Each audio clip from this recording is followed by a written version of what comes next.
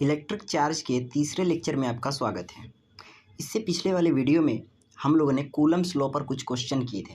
उसके साथ साथ कूलम्ब्स लॉ के साथ साथ हमने यह भी देखा था कि जब दो से अधिक आवेश होते हैं तो उस अवस्था में हम लोग कूलम्ब्स लॉ को किस तरीके से यूज़ में लेते हैं। ठीक है, बहुल आवेशों के कारण परिणामी वैद्युत बल। ठीक है, उस पर कुछ क्वेश्चंस भी हमने किया था। आज भी हम लोग कुछ थोड़े बहुत क्वेश्चन करेंगे, उसके बाद आगे के टॉपिक देखेंगे। ठीक है, जिसमें जो पहला टॉपिक है वो है आवेशों की साम्यावस्था। आवेशों की साम्यावस्था से तात्पर्य यह है, जैसे मान लीजिए कोई निकाय है आवेशों का, जैसे Q1 और ये रहा Q2। ठीक है, दोनों एक दूसरे से L डिस्टेंस पर रखे हुए हैं। क्लियर है। अब कहेगा कि किसी परीक्षण आवेश को इन दोनों को मिलाने वाली रेखा के किस बिंदु पर रखा जाए कि जो परिणामी फोर्स हो वो ज़ीरो हो। परिणामी फोर्स ज़ीरो ही आवेशों की साम्यावस्था कहलाएगी। अब ध्यान से सुने मेरी बात। अगर ये दोनों पॉजिटिव चार्ज हैं, मान लीजिए पॉजिटिव और ये भी पॉजिटिव, तो परीक्षण आवेश, जो कि आपको पता है कि धनावेश ही होता है परीक्षण आवेश। अब परीक्षण आवेश के बारे में भी थोड़ा सा सुन लो। परीक्षण आवेश एक ऐसा आवेश होता है जिसका हम लोग स्वयं उसका जो फील्ड होता है वो हम लोग लगभग ज़ीरो मानते हैं, मतलब कि उसका कोई इलेक्ट्रिक फील्ड नहीं होता है, वो बहुत छोटा होता है, ऐसा हम लोग कंसीडर करके चलते हैं। तो वो परीक्षण आवेश है, और परीक्षण आवेश सदैव धनावेश होता है, धनात्मक लेते हैं। ठीक है। अच्छा, अब मान लो कि इन दोनों को मिलाने वाली रेखा के किसी बिंदु पर हमने यहाँ पर रख दिया। मान लो यहाँ पर, कोई ज़रूरी नहीं है कि वो मिडिल में ही हो, ठीक है, परंतु हमने मान लिया। अब परीक्षण आवेश को हम लोग Q0 ऐसे दर्शाते हैं। ठीक है, ये परीक्षण आवेश रहा और ये भी धनावेश है। अब सोचो, ये भी पॉजिटिव और ये भी पॉजिटिव, तो ये इसको इधर की तरफ ऐसे धक्का देगा, और ये भी पॉजिटिव और ये भी पॉजिटिव, तो ये Q2 क्या इसको इधर की तरफ ऐसे धक्का देगा, तो एक इधर की तरफ लगा रहा है और एक इधर की तरफ। अब तुम सोचो, अगर 4 न्यूटन का फोर्स इधर लग रहा है और 4 न्यूटन का फोर्स इधर भी लग रहा है, तो ये बॉडी कहीं जाएगी नहीं, वो तो रुक जाएगी वहीं पे। तो ये इसकी साम्यावस्था होगी। क्लियर है। तो अब कोई ज़रूरी नहीं है कि ये जो Q1 और Q2 ऐसे चार्ज थे, वो कोई ज़रूरी नहीं है कि हम लोग हमेशा इसके मिलाने वाली रेखा के मिडिल में या फिर इन दोनों के बीच में ही रखें, ऐसा कोई ज़रूरी नहीं है। वो हम लोग इधर भी रख सकते हैं। ठीक है, कैसे हो सकता है कि इनका परिमाण सेम ना हो। अगर ये 2 कूलम का है तो ये 5 कूलम का होगा, तो उस अवस्था में हम लोग कहाँ रखेंगे कि परिणामी जो फोर्स हो उस पर ज़ीरो हो। तो वही आज हम लोग पढ़ेंगे। ठीक है, जिसका टॉपिक का नाम है आवेशों की साम्यावस्था। देखो, फिर से बता रहा हूँ, आवेशों की साम्यावस्था से तात्पर्य यह है कि जहाँ पर परिणामी फोर्स शून्य हो जाए। ठीक है, अब उसके लिए दो केस हैं। देखो, पहला केस है कि यदि दो बिंदु आवेशों के निकाय में दोनों समान प्रकृति के आवेश हो तो उस अवस्था में परीक्षण आवेश को दोनों आवेशों को मिलाने वाली रेखा के अनुदिश किसी बिंदु पर रखते हैं। मेरे कहने का मतलब ये है कि अगर दोनों सजातीय आवेश है, अगर मान लो दोनों -Q1 और ये भी -Q2 ऐसे आवेश है, ठीक है, तो इनके कहीं बीच में ही इधर कहीं इसके ये भी बिंदु हो सकता है, वो ये भी बिंदु हो सकता है, ये भी बिंदु हो सकता है। ठीक है, इन्हीं दोनों के बीच में कहीं रखेंगे तो हमें साम्यावस्था प्राप्त हो जाएगी। ठीक है, कब ऐसा होगा, जब दोनों क्या हो, सजातीय हो। अगर ये प्लस है तो ये भी प्लस हो, या अगर ये माइनस है तो ये वाला भी माइनस हो, तब के लिए ये कंडीशन है। ठीक है, परंतु सोचो, अगर एक आवेश माइनस है और दूसरा प्लस है, मतलब कि दोनों की प्रकृति विपरीत है, तो उस अवस्था में हम लोग परीक्षण धन आवेश को कहाँ रखेंगे? क्या यहाँ रखेंगे? नहीं, ये गलत हो जाएगा। हम लोग उस चार्ज को उधर रखेंगे जिधर आवेश का परिमाण कम हो। वो इधर भी हो सकता है, ठीक है, वो इधर भी हो सकता है या इधर भी हो सकता है। जो छोटा आवेश होगा, परिमाण में जो छोटा आवेश होगा, उधर ही हम लोग पॉजिटिव चार्ज को रखेंगे या यूं कहें परीक्षण आवेश को रखेंगे, तब हमें साम्यावस्था मिलेगी। तो इन बातों को ऐसे तो समझा नहीं जा सकता। आइए कुछ क्वेश्चंस के माध्यम से इन बातों को समझते हैं। ठीक है, तो देखो, यहाँ पर हमने क्वेश्चन नंबर 1 लिया है। पढ़िए क्वेश्चन को। दो समान परिमाण तथा समान प्रकृति के बिंदु आवेश एक दूसरे से L दूरी पर स्थित है, एक दूसरे से L दूरी पर स्थित है। परीक्षण आवेश Q0 को दोनों आवेशों को मिलाने वाली रेखा के किस बिंदु पर रखें ताकि परिणामी बल शून्य हो, मतलब साम्यावस्था प्राप्त हो। तो यहाँ पर हमने उसका चित्र बना दिया। मान लिया Q1 आवेश ये रहा, Q2 आवेश ये रहा। हमने माना कि कोई बिंदु P है जहाँ पर हमने Q0 को रख दिया है। ये दोनों आवेश एक दूसरे से L दूरी पर थे, जो कि यहाँ पर क्वेश्चन में बोला गया है। अब हम मान लेते हैं कि जहाँ पर हमने Q0 को रखा है वहाँ से इस Q1 की जो डिस्टेंस है वो है x, ठीक है। तो ये Q0 और Q2 के बीच की डिस्टेंस क्या होगी? क्या L माइनस एक्स होगी? बिल्कुल होगी। क्लियर है। तो अब इस Q1 के कारण Q0 पर फोर्स कितना लगेगा? वो कुछ इस तरीके से लगेगा Q0 बाई एक्स स्क्वायर। ध्यान रहे ये Q1 Q2 मैंने ऐसे ही लिखा है, ये दोनों परिमाण में सेम है बच्चा, ये दोनों ही परिमाण में क्या है? सेम है, ठीक है। इसलिए मैं यहाँ पर ये Q1 न लिखकर केवल Q लिखा हूँ यहाँ पर, ठीक है ना। उसी तरीके से Q2 के कारण, इसके कारण इस पर फोर्स इधर की तरफ लगेगा, तो KQ0 by L minus x का होल स्क्वायर, ठीक है, ऐसे होगा। अच्छा, अब इसको हमने इक्वेशन नंबर 2 मान लिया, ठीक है। साम्यावस्था के लिए हम लोग क्या करेंगे कि देखेंगे कि ये वाला जो है, ये जितना फोर्स है उतना ही यह भी फोर्स होना चाहिए। क्लियर है। तो equation 1 is equal to equation 2। अब आगे देखो, हाँ भाई, तो साम्यावस्था पर क्या होगा कि ये दोनों फोर्स परिमाण में सेम होंगे, जिसकी वजह से KQ0 upon x square is equal to KQ0 upon L minus x का होल स्क्वायर। तो ये और ये कट जाएगा, बचेगा क्या? 1 by x square is equal to 1 upon L minus x का होल स्क्वायर। इसको सॉल्व करेंगे तो हमें x की वैल्यू मिलेगी L बाई 2। इसका मतलब ये हुआ कि यहाँ से Q1 आवेश से L बाई कुल दूरी का आधा जितना डिस्टेंस पर Q0 को रखें तो हमें साम्यावस्था प्राप्त होगी, मतलब कि टोटल फोर्स उस पर परिणामी बल कितना होगा? 0 लगेगा। क्लियर हुआ। तो ऐसे सवाल आपको देखने को मिल सकते हैं। अब आते हैं दूसरे केस पर कि जब विपरीत प्रकृति के आवेश हों उस अवस्था में क्या होगा। क्लियर है। हाँ भाई, देखो दूसरा केस है, मैंने क्वेश्चन को लिखा नहीं है परंतु ऐसे ही फिगर के माध्यम से आपको क्वेश्चन को समझा देता हूँ कि ये क्वेश्चन क्या कह रहा है। देखो, दो आवेश हैं, एक Q और दूसरा -9Q, ठीक है। दोनों एक दूसरे से L दूरी पर स्थित हैं। अब क्वेश्चन में बोल रहा है कि परीक्षण आवेश को दोनों आवेशों को मिलाने वाली रेखा के अनुदिश किस बिंदु पर रखें ताकि परिणामी फोर्स 0 लगे। अब आप ही सोचो कि ये ठहरा बड़ा, मतलब परिमाण में ज़्यादा, और ये है परिमाण में कम। अगर यहाँ पर रखेंगे तब तो इसका फोर्स ज़्यादा लगने लगेगा और इसका कम, तो वहाँ पर तो साम्यावस्था मिलेगी ही नहीं। इसलिए दूसरा केस को हम लोग फॉलो करेंगे, जो छोटा आवेश होगा परिमाण में उसी के बगल में हम लोग परीक्षण आवेश को रखते हैं। तो मान लिया कि Q आवेश जो कि बिंदु A पर स्थित है, वहाँ से x दूरी पर हमने परीक्षण आवेश को रखा, ठीक है। अब क्योंकि ये दोनों के बीच की दूरी L थी तो यहाँ से यहाँ तक की जो टोटल डिस्टेंस हो जाएगी x प्लस L हो जाएगी, क्योंकि यहाँ पर हमने मेंशन किया है। तो FOA is equal to KQ0Q by x square, मतलब कि बिंदु A पर स्थित आवेश के कारण Q0 पर लगने वाला बल वो कुछ इस तरीके से होगा। उसी तरीके से बिंदु B पर स्थित आवेश -9Q के कारण Q0 पर लगने वाला बल क्या कुछ इस तरीके से होगा। ध्यान रहे, ये माइनस केवल ये डायरेक्शन को बता रहा है, उसकी प्रकृति को बता रहा है, उसकी प्रकृति को बता रहा है। यहाँ पर हम लोग माइनस नहीं लिखेंगे, ठीक है ना। अच्छा, साम्यावस्था पर 1 इज इक्वल टू 2 होगा। क्लियर है। तो यहाँ से ये और यहाँ से एक Q ये कट जाएगा, तो मिलेगा क्या 9x square is equal to x plus L का होल स्क्वायर मिलेगा। बिल्कुल मिलेगा। जब दोनों पक्षों का हम लोग क्या करेंगे, स्क्वायर रूट लेंगे तो मिलेगा 3x is equal to x plus L। x को इधर लाया तो मिला क्या 3x minus x is equal to L, तो 2x is equal to L।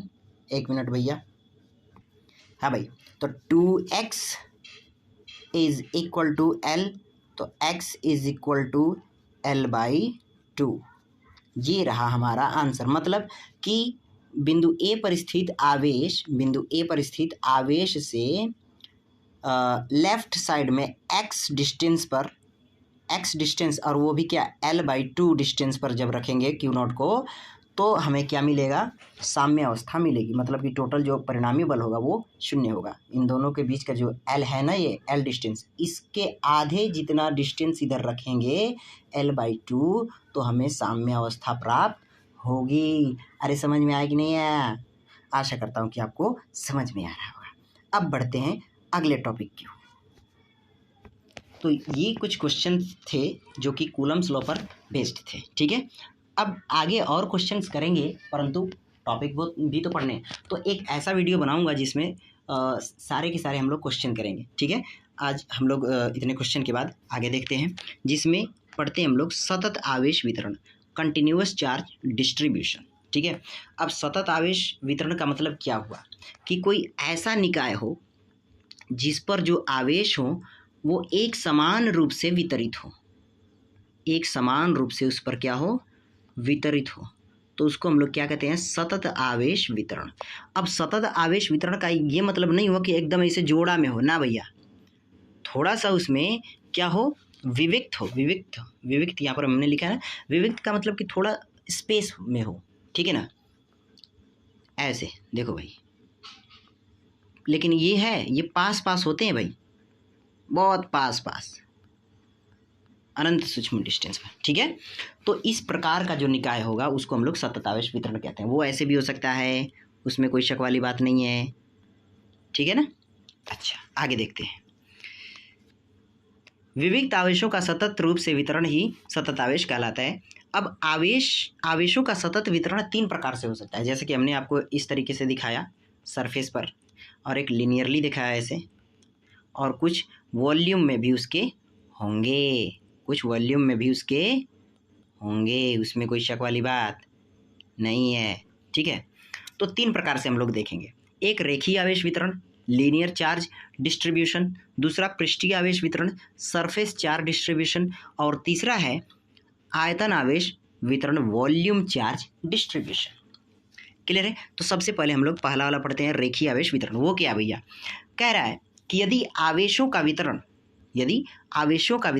एक रेखा में हो,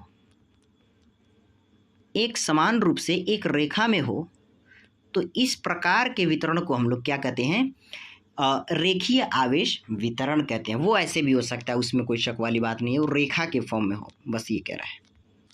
तो यहाँ से हम लोग किसी बिंदु पर जब फाइंड करेंगे इलेक्ट्रिक फील्ड या इलेक्ट्रिक फोर्स हो, तो आगे की बात है, तो इसका यूजेज आएगा, ठीक है। अब रेखीय आवेश का घनत्व तो क्या है, जैसे मान लो कि एक रेखा में ऐसे ये वितरित था, ऐसे है ना, तो ये L लंबाई थी टोटल, इसका एकांक लंबाई का जो dl है, इस पर हम लोग आवेश अगर देखें, जैसे मान लो टोटल आवेश q है L लंबाई पर, तो dl लंबाई पर आवेश कितने होंगे, dq हमने मान लिया, ठीक है ना, dq हमने मान लिया। तो आवेश का घनत्व तो क्या होता है कि एकांक लंबाई पर उपस्थित आवेश को हम लोग क्या कहते हैं, आवेश का घनत्व कहते हैं। तो टोटल आवेश पर L लंबाई पर आवेशों की संख्या Q थी, ठीक है। तो L लंबाई या DL लंबाई पर आवेशों की संख्या Q है, DQ है, ठीक है। तो एकांक पर क्या हो जाएगा भैया, DQ अपॉन DL, और इसी को हम लोग लेमडा से रिप्रेजेंट करते हैं। तो lambda is equal to DQ upon DL, जो कि हमने यहाँ पर रिप्रेजेंट किया है। अब इसका यूज़ आएगा, इसको याद रखें आप। तो इसको हम लोग ऐसे भी लिख सकते हैं, DQ is equal to lambda into DL। बहुत इंपॉर्टेंट ये इलेक्ट्रिक फील्ड का, जब हम लोग कुछ फॉर्म्स होंगे उसको जब हम लोग प्रूफ करेंगे तो वहाँ पर इनका यूजेज आएंगे, ठीक है। अच्छा, इसके बाद इलेक्ट्रिक फील्ड है ही टॉपिक।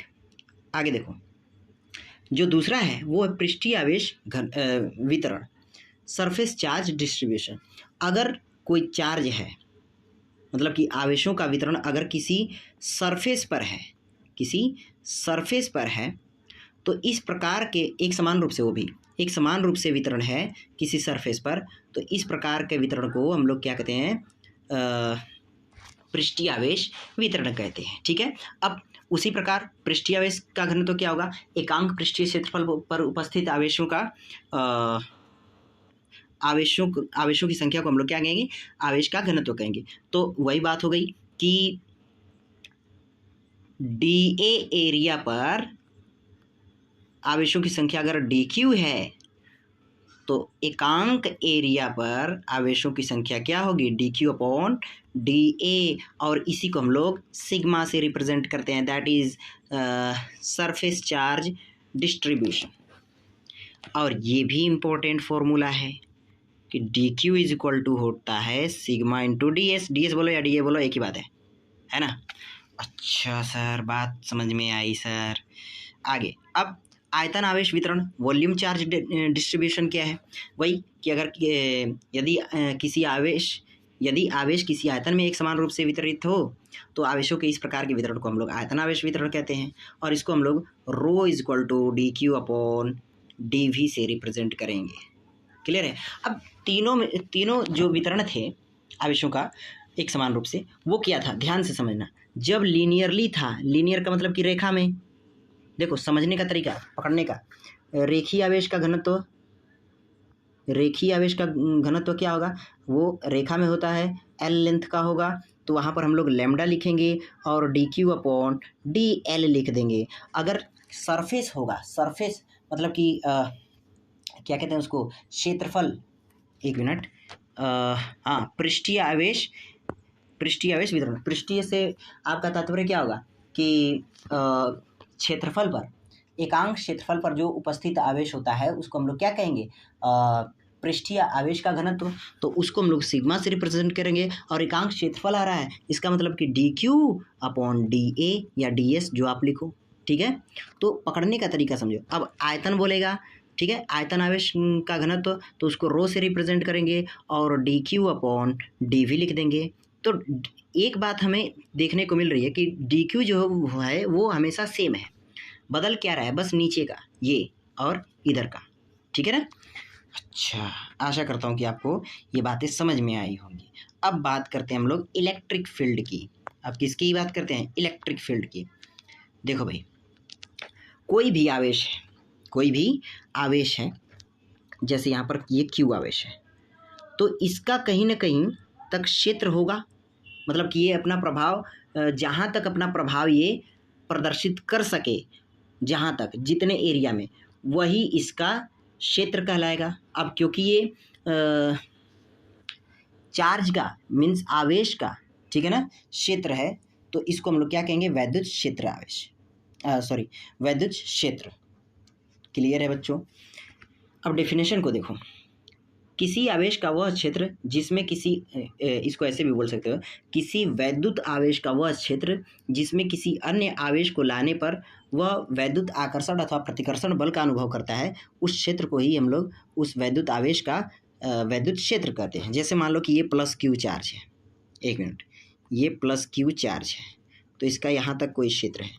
अब दूसरा, अगर हम लोग कोई प्लस क्यू चार्ज लाएंगे तो जहाँ तक इसका क्षेत्र होगा, अब इस पर क्या करेगा, प्रतिकर्षण बल लगाएगा इधर, तो जहाँ तक ये अपना फोर्स लगा सकता है वहाँ तक इसका क्षेत्र होगा, यही इसका वैद्युत क्षेत्र है।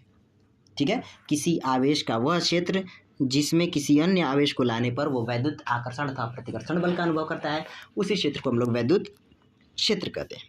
अगर माइनस चार्ज है, अगर आप प्लस क्यू चार्ज ला रहे हो तो आकर्षण होगा, जहाँ से ये फोर्स फील करने लगा, ठीक है ना, तो उसको हम लोग क्या कहेंगे, आकर्षण बल लग रहा है उसका, मतलब कि ये जिस एरिया में वो लग रहा है उस एरिया को हम लोग वैद्युत क्षेत्र कहेंगे। अच्छा, अब बात आई एक समान वैद्युत क्षेत्र की, यूनिफॉर्म इलेक्ट्रिक फील्ड। कोई क्षेत्र ऐसा भी हो सकता है जहाँ पर प्रत्येक बिंदु को जब हम लोग रखते हैं, तो प्रत्येक बिंदु पर जब रखते हैं तो वह उतना ही बल प्रत्येक बिंदु पर फील करता है। तो इस तरीके का जो क्षेत्र होता है उसको हम लोग एक समान वैद्युत क्षेत्र कहते हैं। असमान वैद्युत क्षेत्र भी हो सकता है, यहाँ पर कुछ और और यहाँ पर कुछ और, यहाँ पर कुछ और, ऐसे करके, ठीक है। खैर उसकी चर्चा हम लोग आगे करेंगे, उसमें कोई शक वाली बात नहीं है। अब वैद्युत क्षेत्र को, ठीक है भाई, किसी आवेश का वह क्षेत्र जिसमें आकर्षण अथवा प्रतिकर्षण बल का अनुभव करता है, वो ठीक है, लेकिन हम लोग उसको प्रदर्शित कैसे करेंगे? क्या ऐसे करेंगे क्या? नहीं। तो वैद्युत क्षेत्र के प्रदर्शन के लिए फैराडे नामक वैज्ञानिक ने वैद्युत बल रेखाओं का सहारा लिया। उन्होंने कहा कि वैद्युत बल रेखाएं वे काल्पनिक रेखाएं होती हैं जिन पर कोई धनावेशित परीक्षण आवेश चलता है। अब वो क्या है, कैसे है, वो हम लोग अगले लेक्चर में डिस्कस करेंगे। तब तक के लिए